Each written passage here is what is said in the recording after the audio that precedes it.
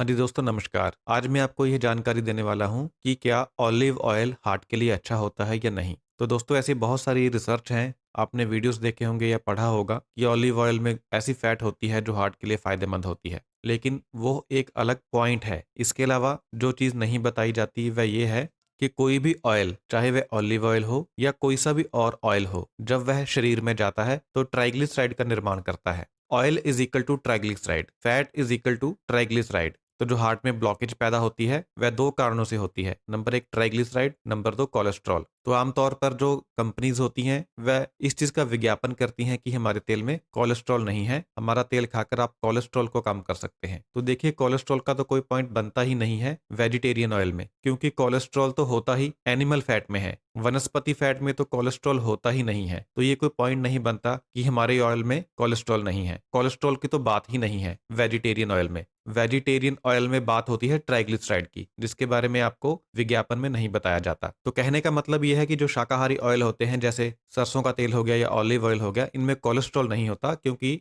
Cholesterol सिर्फ और सिर्फ एनिमल फैट में होता है। लेकिन ये जो ऑयल होते हैं ये आपके शरीर में जाकर ट्राइग्लिसराइड को बढ़ाते हैं। तो जो ब्लॉकेज होती है, नस के अंदर जो ब्लॉकेज पैदा होती है, वह दो चीजों से बनती है, कोलेस्ट्रॉल और ट्राइग्लिसराइड। तो वनस्पति ऑयल में कोलेस्ट्रॉल तो नहीं है लेकिन ट्राइग्लिसराइड तो है। इसलिए जिन लोगों को ऑलरेडी ब्लॉकेज डायग्नोज हो चुकी है, डॉक्टर ने उन्हें बता दिया है कि आपके हार्ट में 70% ब्लॉकेज है, 80% ब्लॉकेज है, 90% ब्लॉकेज है, उन लोगों को कोई भी ऑयल नहीं खाना चाहिए, चाहे वह ऑलिव ऑयल हो, चाहे कोई भी और ऑयल हो, क्योंकि वह ऑयल शरीर में जाकर ट्राइग्लिसराइड का निर्माण करेगा और ब्लॉकेज को बढ़ाएगा। ऐसे लोग अगर जीरो ऑयल वाला फूड खाते हैं, अपने खाने में ऑयल की मात्रा बिल्कुल जीरो कर देते हैं, खाना बनाने में भी ऑयल का इस्तेमाल नहीं करते हैं, तब उस हालात में जो ब्लॉकेज है वह घटनी शुरू हो जाती है, कम होनी शुरू हो जाती है और सर्जरी की आवश्यकता नहीं पड़ती है।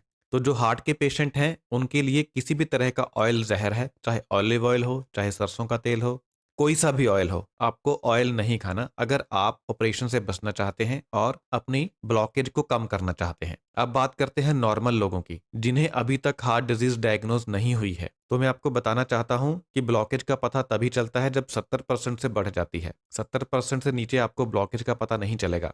तो अब यह आप पर डिपेंड करता है कि आप तेल खाना चाहते हैं या नहीं, ऑलिव ऑयल खाना चाहते हैं या नहीं। अगर आप चाहते हैं कि भविष्य में आपको ब्लॉकेज डायग्नोज ना हो तो आप ऑयल ना खाएं या बहुत मिनिमम मात्रा में खाएं, बहुत कम मात्रा में खाएं। और अगर आप कंप्लीटली अपनी डाइट से ऑयल निकाल देंगे तो आपको इसका कोई नुकसान नहीं होगा, आपको फायदा ही होगा। आपके हार्ट में भविष्य में कभी भी ब्लॉकेज नहीं बनेगी। तो इस वीडियो का मुख्य पॉइंट यही हुआ कि बेशक ऑलिव ऑयल खाने से कोलेस्ट्रॉल नहीं बढ़ता, लेकिन आपका ट्राइग्लिसराइड बढ़ता है, जो कि कोलेस्ट्रॉल के जितना ही हानिकारक है ब्लॉकेज पैदा करने के लिए। तो हार्ट पेशेंट को बिल्कुल भी किसी भी ऑयल का सेवन नहीं करना है, चाहे ऑलिव ऑयल हो या कोई भी और ऑयल हो। जो हेल्दी लोग हैं वह अगर चाहें तो कम मात्रा में कर सकते हैं, ये उनकी अपनी बुद्धि के ऊपर डिपेंड करता है। मुझे कोई भी हार्ट डिजीज डायग्नोज नहीं है, लेकिन मैं ऑयल का सेवन नहीं करता हूं, क्योंकि मैं चाहता हूं कि मैं भविष्य में हार्ट पेशेंट ना बनूं। तो ये आप पर डिपेंड करता है। जो मेन पॉइंट है वो मैंने आपको बता दिया। बहुत बहुत धन्यवाद।